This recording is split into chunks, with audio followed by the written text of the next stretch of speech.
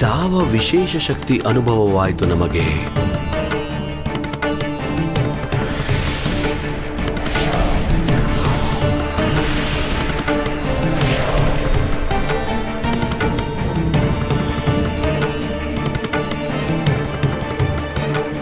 ಇದು ಯಾವುದೋ ಮಹಾಲೀಲೆಯ ಪ್ರತೀಕದ ಭಾಗ ಎನಿಸುತ್ತಿದೆ.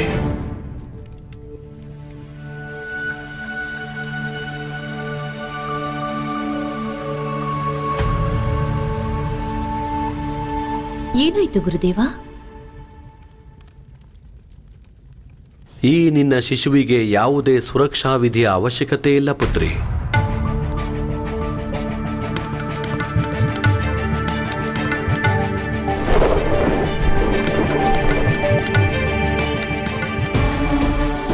ನಿಮ್ಮ ಮಾತಿನ ಅರ್ಥ? ವಿಳಂಬವಾದರೂ ಸರಿ, ನನಗೀಗ ಅರ್ಥವಾಗಿದ್ದೇನೆಂದರೆ ಮಹಾದೇವನ ಆಶೀರ್ವಾದದಿಂದ ಈ ಶಿಶುವು ಭೂಮಿಗೆ ಬರುತ್ತಿದೆ. ಅದರ ರಕ್ಷಣೆಯನ್ನು ಅವನೇ ಮಾಡುತ್ತಾನೆ. ನೀವು ನಿಶ್ಚಿಂತರಾಗಿರಿ. ಯಾವ ಪೂಜಾ ವಿಧಿ ಕೈಗೊಳ್ಳಬೇಕಿತ್ತೋ ಅದು ತಾನಾಗೇ ಪೂರ್ಣವಾಗಿದೆ. ಬನ್ನಿ, ನಾವು ಶಿವನ ಸ್ಮರಣೆ ಮಾಡೋಣ.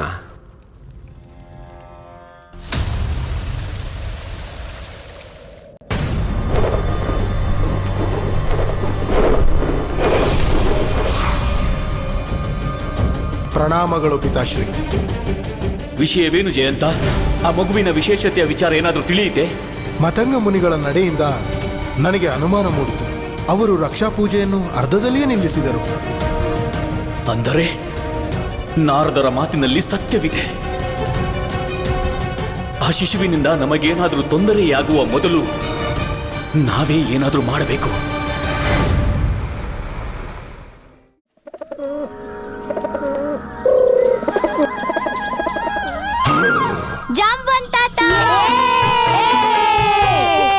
ಪ್ರಣಾಮಗಳು ಜಾಂಬವಂತಾತ. ಖುಷಿಯಾಗಿರಿ.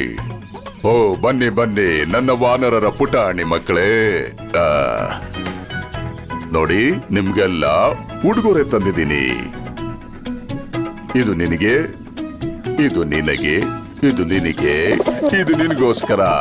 ತಾತ, ಈ ಗೊಂಬೆಗಳನ್ನ ಕೊಟ್ಟು ಸಮಾಧಾನ ಮಾಡ್ಬೇಡಿ. ಹೋದ್ ಸಾರಿ ಬಂದಾಗ ಸಮುದ್ರ ಮಂಥನ ಕತೆನ ಅರ್ಧಕ್ಕೆ ನಿಲ್ಸೋಗಿದ್ರಿ. ಹೌದಾ ತಾತ, ಇಲ್ಲಿ ಬನ್ನಿ. ನೀವು ಪೂರ್ತಿ ಕತೆನ ಹೇಳಲೇಬೇಕು, ಇಲ್ಲ ಅಂದ್ರೆ ನಿಮ್ನ ಹೋಗೋಕ್ ಬಿಡೋದಿಲ್ಲ.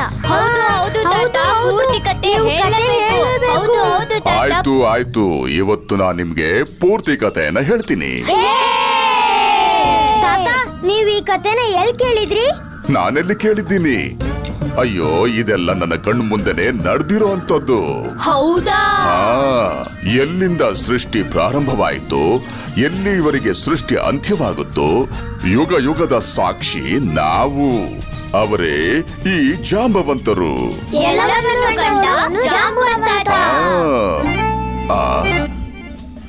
ಇವರೆಲ್ಲ ಎಲ್ಲಿಗೆ ಹೋಗ್ತಿದ್ದಾರೆ? ನಿಮಗ್ ಗೊತ್ತಿಲ್ವಾ ತಾತ?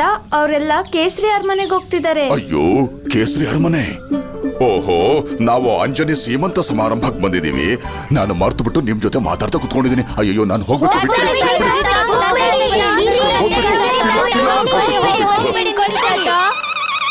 ಮಹಾನ್ ಶಕ್ತಿಶಾಲಿ, ಪರಮಜ್ಞಾನಿ, ಸನ್ಮಾನ್ಯ ಯುಗ ಸಾಕ್ಷಿ ಜಾಂಬವಂತರು ಗಾಬರಿಯಿಂದ ಓಡಿ ಓಡಿ ಬರುತ್ತಿದ್ದಾರೆ. ಜಾಗ್ರತೆ ಜಾಂಬವಂತ್ರೆ, ಜಾಂಬವಂತ್ರೆ. ಏನಾಯ್ತು? ಈ ತುಂಟು ಮಕ್ಕಳು ಬದುಕದೆ. ಜಾಂಬವಂತ ಮಹಾಶಯರಿಗೆ ಕೇಸರಿಯ ಪ್ರಣಾಮಗಳು. ನೀವು ನಮ್ಮ ಆಮಂತ್ರಣ ಸ್ವೀಕರಿಸಿ ಬಂದಿದ್ದಕ್ಕೆ ನಮಗೆ ಸಂತೋಷವಾಯಿತು. ಕೇಸರಿ ರಾಜ, ನಿಮ್ಗೆ ಹುಟ್ಟುವಂತ ಮಗುವಿಗೆ ನಮ್ಮ ಸಂಪೂರ್ಣ ಆಶೀರ್ವಾದ ಹಾಗೆ ಶುಭ ಕಾಮನೆಗಳು. ಧನ್ಯವಾದಗಳು. ನೀವು ನಮ್ಮ ಅತಿಥಿಗಳು. ಕೃಪೆ ಮಾಡಿ ಆಗಮಿಸಿ ನಿಮ್ಮ ಸ್ಥಾನವನ್ನು ಅಲಂಕರಿಸಿ ಪ್ರಭು. ನಾವು ಅತಿಥಿಗಳಲ್ಲ, ನಾವು ನಿಮ್ಮ ಕುಟುಂಬದಲ್ಲಿ ಒಬ್ಬ ಸದಸ್ಯನಿದ್ದಂತೆ. ನೀವು ನಮಗೆ ಆಜ್ಞೆ ಮಾಡಿ. ನಾವು ಮಾಡುವಂತ ಕೆಲಸ ಇದ್ರೆ ಹೇಳಿ. ನಂದೊಂದು ಸಲಹೆ, ನಾವು ಭೋಜನ ವಿಷಯದಲ್ಲಿ ನಿಪುಣರು, ನಮ್ಮನ್ನ ಯಾಕೆ ಉಪಯೋಗಿಸ್ಕೋಬಾರದು? ನಾವು ಪಾಕಶಾಲೆ ನೋಡ್ಕೋತೀವಿ. ಏನಿದೆ ಪಾಕಶಾಲೆ? ಜಾಂಬವಂತರೆ, ನೀವು ನಮ್ಮೆಲ್ಲರಿಗೂ ಹಿರಿಯರು, ನಮ್ ತಂದೆ ಸಮಾನರು. ನಿಮ್ಮಿಂದ ಇಂಥ ಕೆಲಸ ಮಾಡಿಸೋದು ಸರಿಯಲ್ಲ. ಸರಿ, ನಿಮ್ಮ ಅಭ್ಯಂತರ ಇಲ್ಲ ಅಂತಂದ್ರೆ ನಾನು ಮುಖ್ಯ ದ್ವಾರದಲ್ಲಿ ನಿಂತ್ಕೊಂಡು ಬರುವಂತ ಅತಿಥಿಗಳನ್ನ ಸ್ವಾಗತ ಮಾಡ್ತೀನಿ. ಇದು ನಿಮಗೆ ಒಪ್ಕೆನಾ? ಯಾರೋ ಬಂದ್ರು ಅನ್ಸುತ್ತೆ. ಬಂದೆ. ನಿಮಗೆ ಈ ಕಾರ್ಯದಿಂದ ಖುಷಿ ಸಿಗೋದಾದ್ರೆ ಧಾರಾಳವಾಗಿ ಮಾಡಿ. ನೋಡಿದ್ಯಾ ದೇವಿ, ಎಷ್ಟು ಸುಲಭವಾಗಿ ಬ್ರಹ್ಮಪುತ್ರ ಜಾಂಬವಂತ ಹೇಗೆ ತನ್ನ ದೊಡ್ಡತನವನ್ನು ತೋರಿಸದೆ ರಾಜ ಕೇಸರಿಯ ಮನವಾಗಿದ್ದನೆಂದು. ಜಾಂಬವಂತ ಮಹಾಜ್ಞಾನಿಗಳಲ್ಲಿ ಒಬ್ಬನು. ಈ ಬ್ರಹ್ಮಾಂಡದ ರಚನೆಯನ್ನು ನೋಡಿದ್ದಾನೆ. ಸತ್ಯಪ್ರಭು, ಅವರು ಯುಗ ಯುಗಗಳಿಂದ ಪ್ರಭು ಶ್ರೀಹರಿಯ ಅನೇಕ ಅವತಾರಗಳ ಪ್ರತ್ಯಕ್ಷ ಸಾಕ್ಷಿಯಾಗಿದ್ದಾರೆ. ಆದರೂ ನೋಡಿ ಅಲ್ಲಿ ಎಷ್ಟು ವಿನಮ್ರತೆಯಿಂದ ದ್ವಾರದಲ್ಲಿ ಕೈ ಜೋಡಿಸಿ ನಿಂತಿದ್ದಾರೆ.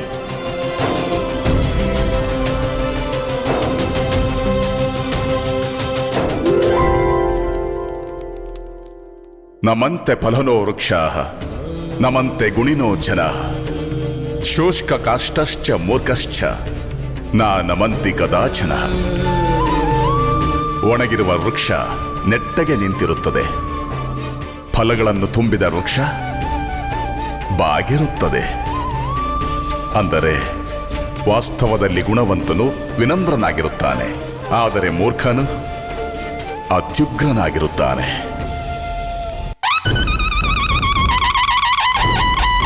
ಸಾವಧಾನ ಸಾವಧಾನ! ಕಿಷ್ಕಿಂದ ರಾಜ್ಯಾಧಿಪತಿ, ವಾನರರ ಅಪ್ರತಿಮ ಮಹಾರಾಜ, ವಾಲಿಯವರ ಧರ್ಮಪತ್ನಿ ರಾಣಿ ತಾರಾ, ವಾಲಿಯವರ ಸಹೋದರ ಸುಗ್ರೀವ ಹಾಗೂ ಸುಗ್ರೀವರ ಧರ್ಮಪತ್ನಿ ರುಮಾ ಆಗಮಿಸುತ್ತಿದ್ದಾರೆ.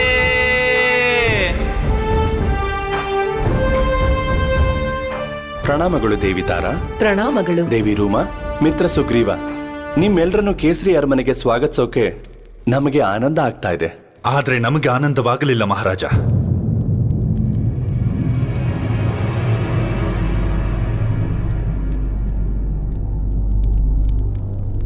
ಕ್ಷಮಿಸಿ, ಆದರೆ ಒಬ್ಬ ಮಿತ್ರನ ಸ್ವಾಗತ ಈ ರೀತಿ ಮಾಡಬಾರ್ದು. ಮಿತ್ರರಿಬ್ಬರು ಸಿಕ್ಕಾಗ ಅಪ್ಪಿಕೊಳ್ಳದಿದ್ರೆ ಅದು ಸ್ವಾಗತ ಅನ್ಸ್ಕೊಳ್ಳೋದಿಲ್ಲ. ಮತ್ತೊಮ್ಮೆ ಸ್ವಾಗತ ಮಿತ್ರ ಸುಗ್ರೀವ. ಮಹಾರಾಜ ಕೇಸರಿ, ನನ್ನ ಸಹೋದರಿ ಅಂಜನಿಗಾಗಿ ನಮ್ಮೆಲ್ಲರ ಪರವಾಗಿ ಕೆಲವು ಉಡುಗೊರೆ ಮತ್ತು ಹಣ್ಣುಗಳನ್ನ ತಂದಿದ್ದೀವಿ. ದಯವಿಟ್ಟು ಸ್ವೀಕರಿಸಿ. ಮಹಾರಾಜ, ಕೇಸರಿ ಬಾದಾಮಿ ಯುಕ್ತ ಈ ವಿಶಿಷ್ಟವಾದ ಪಾಯಸ ನನ್ನ ಪ್ರೀತಿಯ ತಾರಾ ಅತ್ತಿಗೆಯೇ ಮಾಡಿದ್ದು, ತಮ್ಮ ಪ್ರಿಯ ಸಖಿ ಅಂಜನಿಗಾಗಿ, ಅದು ಅವರ ಕೈಯಾರೆ. ಆಶ್ಚರ್ಯ, ನಿಮ್ಮ ಅಷ್ಟೊಂದು ಕೆಲಸಗಳ ನಡುವೆ ನೀವು ನಿಮ್ಮ ಸಖಿ ಅಂಜನಿಗಾಗಿ ಪಾಯಸ ತಯಾರಿಸಿದ್ರ? ನಮ್ಮವರಿಗೋಸ್ಕರನೂ ಸಮಯ ಕೊಡ್ಬೇಕು ಮಹಾರಾಜ. ಈ ಪಾಯಸನ ಕುಡಿದು ನನ್ನ ಗೆಳತಿಗೆ ಎಷ್ಟು ಖುಷಿ ಆಗತ್ತೋ ಅದಕ್ಕಿಂತ ಹೆಚ್ಚು ಖುಷಿ ನನ್ಗೂ ಕೂಡ ಆಗತ್ತೆ. ಅವಳಿಗೆ ಪಾಯಸ ಅಂದ್ರೆ ಇಷ್ಟ.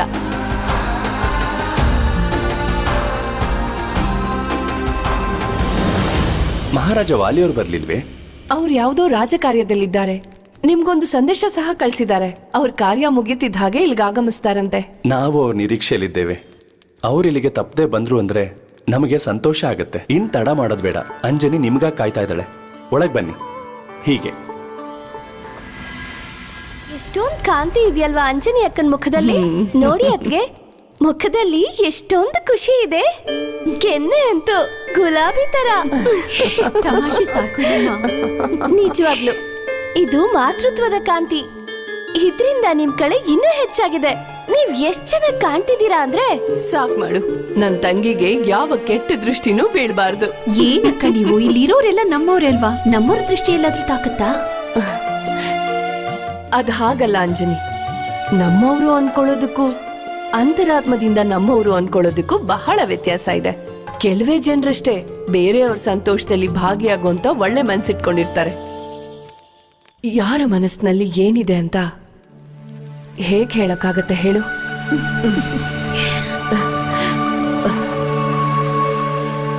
ಹೇ ಮಹಾದೇವ, ನನ್ ತಂಗಿಗೆ ಮತ್ತವಳ ಮಗುಗೆ ಯಾವ ಕೆಟ್ಟ ದೃಷ್ಟಿನೂ ಬೀಳ್ದೇ ಇರ್ಲಿ.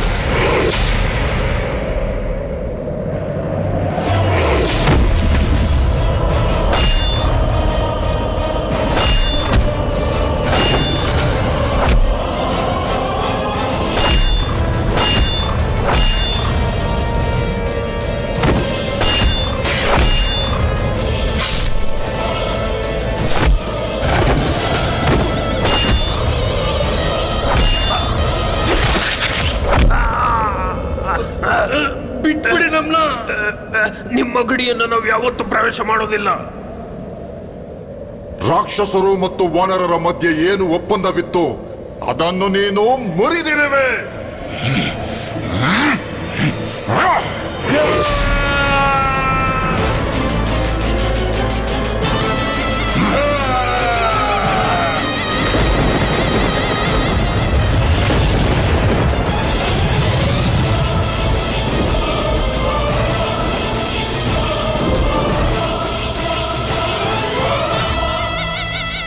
ಪ್ರಣಾಮಗಳು ಪಿತಾಶ್ರೀ. ಒಂದೆರಡು ಕ್ಷಣಗಳು ಮೊದಲೇ ಬಂದಿದ್ದರೆ ನೀವು ನಿಮ್ಮ ಕಣ್ಣಾರೆ ನೋಡಬಹುದಾಗಿತ್ತು ನಾವು ಆ ರಾಕ್ಷಸರನ್ನು ಹೇಗೆ ಸದೆಬಡಿದೆವು ಎನ್ನುವುದನ್ನ. ರಾಕ್ಷಸರನ್ನು ಗೆದ್ದು ಆನಂದಿಸುವ ದಿನಗಳು ಕಳೆಯಿತು ವಾಲಿ. ನೀನು ಒಬ್ಬ ರಾಜ. ನಿನ್ನ ಸುತ್ತಮುತ್ತ ಏನು ನಡೆಯುತ್ತಿದೆ ಅದು ನಿನಗೆ ಸರಿಯಾಗಿ ತಿಳಿದಿರಬೇಕು. ಮುಂದೊಂದು ದಿನ ದೊಡ್ಡ ಸಂಕಟ ಎದುರಾಗಲಿದೆ. ಅದರ ಬಗ್ಗೆ ನಿನಗೆ ಇನ್ನೂ ತಿಳಿದಿಲ್ಲವೇ? ಅದು ನಿನ್ನ ನಿದ್ದೆಯನ್ನು ಸಹ ಕೆಡಿಸಬಲ್ಲದು. ನೀವೇನು ಹೇಳುತ್ತಿರುವಿರಿ ಪಿತಾಶ್ರೀ? ನಿಮ್ಮ ಮಾತು ನಮಗೆ ಅರ್ಥವಾಗಲಿಲ್ಲ. ಸ್ಪಷ್ಟವಾಗಿ ಹೇಳಿ. ಆ ಅಂಜನಿ ಮತ್ತು ಕೇಸರಿಗೆ ಒಂದು ವಿಶೇಷ ಶಿಶು ಪ್ರಾಪ್ತಿಯಾಗಲಿದೆ. ಅವಳ ಗರ್ಭದಲ್ಲಿ ಬೆಳೆಯುತ್ತಿರುವ ಮಗು ನಿನ್ನ ವರ್ಚಸ್ಸಿಗೆ ಸವಾಲಾಗಬಹುದು. ಹೀಗೇಕೆ ಹೇಳುತ್ತಿರುವಿರಿ ಪಿತಾಶ್ರೀ? ಈ ವಾಲಿಯ ಶೌರ್ಯ ಮತ್ತು ಪರಾಕ್ರಮಗಳಿಗೆ ಸರಿಸಮಾನರಾದ ವೀರರು ಈ ಭೂಲೋಕದಲ್ಲಿ ಯಾರಿರುವರು ಪಿತಾಶ್ರೀ? ಕೇವಲ ಗರ್ಭದಲ್ಲಿರುವ ಶಿಶುವಿಗೆ ನಾವು ಹೆದರಿಕೊಳ್ಳಬೇಕೆಂದೇ ನಿಮ್ಮ ಮಾತಿನ ಅರ್ಥ? ಇದೆ ಈ ನಿನ್ನ ಅಹಂಕಾರ ಒಂದು ದಿನ ನಿನ್ನ ಪತನಕ್ಕೆ ಕಾರಣವಾಗುತ್ತದೆ. ನಾನು ಸ್ವತಃ ಇಲ್ಲಿಗೆ ಬಂದು ಅರ್ಥ ಮಾಡಿಸಲು ಪ್ರಯತ್ನಿಸುತ್ತಿದ್ದೇನೆ. ಇದು ನಿನಗೆ ಹಾಸ್ಯವೆನಿಸುತ್ತಿದೆಯಲ್ಲವೇ? ಕ್ಷಮೆ ಇರಲಿ ಪಿತಾಶ್ರೀ. ನಾವು ಏನು ಮಾಡಬೇಕೆಂದು ಸ್ಪಷ್ಟವಾಗಿ ಆಜ್ಞೆ ಮಾಡಿ. ಅಂಜನಿ ಮತ್ತು ಕೇಸರಿಯ ಪುತ್ರ ನಿನ್ನ ಸಿಂಹಾಸನಕ್ಕೆ ಕಂಟಕವಾಗಬಹುದು. ಹಾಗಾಗಿ ಆ ಶಿಶು ಜನ್ಮ ತಾಳುವ ಮೊದಲೇ ಅದರ ಅಂತ್ಯಗಾಣಿಸಿಬಿಡು. ಇದು ನನ್ನ ಆಜ್ಞೆ. ನೀವು ನಿಶ್ಚಿಂತರಾಗಿರಿ ಪಿತಾಶ್ರೀ. ನಾನು ಆ ಶಿಶುವಿನ ಅಂತ್ಯವನ್ನು ಅದರ ತಾಯಿಯ ಗರ್ಭದಲ್ಲೇ ಮಾಡುತ್ತೇನೆ.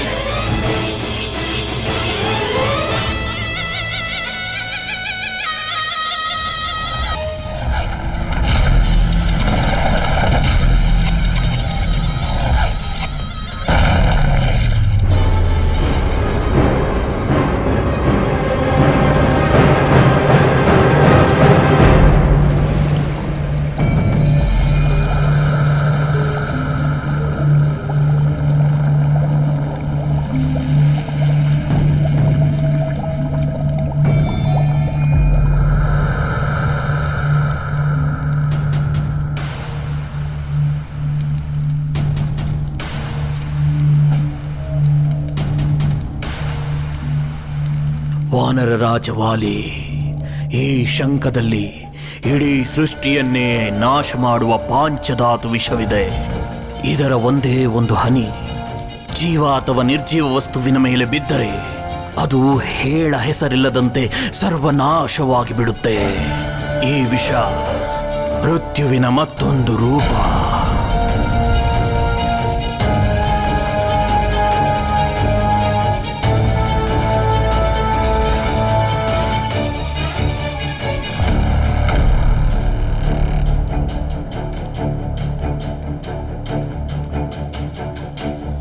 ವೈದ್ಯರಾಜರೇ, ನಿಮ್ಮ ಅಭ್ಯಂತರವೇನು ಇಲ್ಲವೆಂದರೆ ನಾವು ಈ ವಿಷದ ಪರೀಕ್ಷೆಯನ್ನ ಇಲ್ಲಿಯೇ ಮಾಡಬಹುದೇ?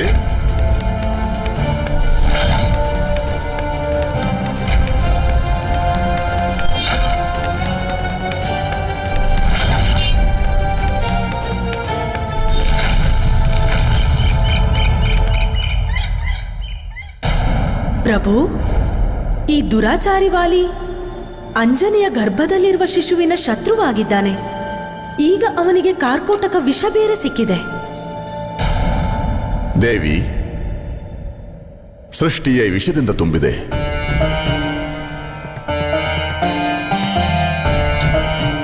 ಅದಕ್ಕೆ ಅಮೃತಕ್ಕೆ ಮಹತ್ವವಿದೆ. ದೋಷವೂ ಇದೆ, ಗುಣವೂ ಇದೆ, ಪಾಪವಿದೆ, ಪುಣ್ಯವೂ ಇದೆ, ಕೆಟ್ಟದ್ದೂ ಇದೆ. ಅದಕ್ಕಾಗಿ ಒಳ್ಳೆಯದಕ್ಕೆ ಮಹತ್ವವಿದೆ. ವಾಲಿ ಅಧರ್ಮದ ಕೈಗೊಂಬೆಯಾಗದಿದ್ದರೆ ಅವನಿಗೆ ಶಿಕ್ಷೆಯಾಗಲು ಹೇಗೆ ಸಾಧ್ಯ? ಅವನಿಗೆ ಶಿಕ್ಷೆಯಾಗದಿದ್ದರೆ ಸೃಷ್ಟಿಯಲ್ಲಿ ಧರ್ಮದ ಸ್ಥಾಪನೆ ಅಸಾಧ್ಯ.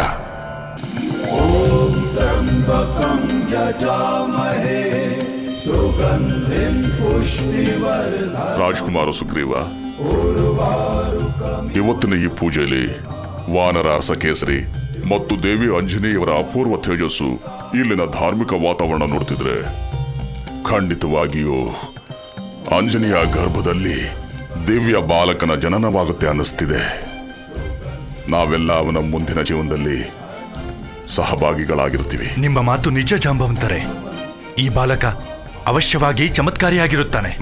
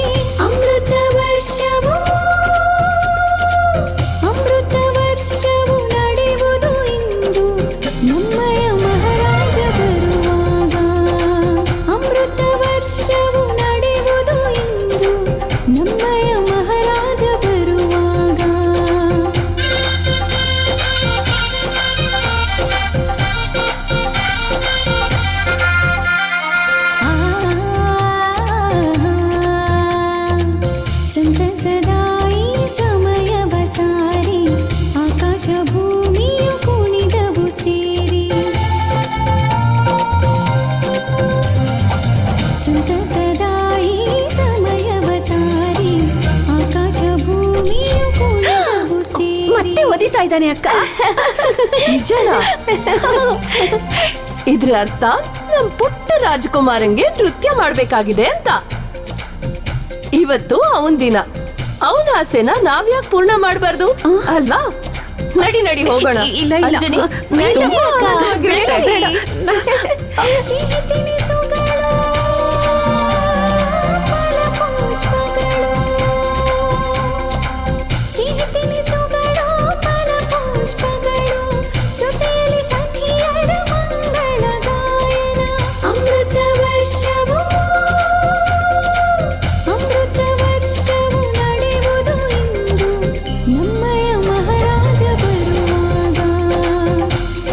ಪ್ರಭು, ತಮ್ಮ ಅವತಾರವು ಧರೆಗೆ ಬರುವ ಮೊದಲೇ ಸಮಸ್ತ ಬ್ರಹ್ಮಾಂಡದಲ್ಲಿ ನಿಮ್ಮ ಛಾಯೆ ಮೂಡುತ್ತಿದೆ. 4 ದಿಕ್ಕುಗಳಲ್ಲಿ ಎಲ್ಲರೂ ಬಹಳ ಸಂಭ್ರಮದಿಂದ ಕುಣಿಯುತ್ತಿದ್ದಾರೆ.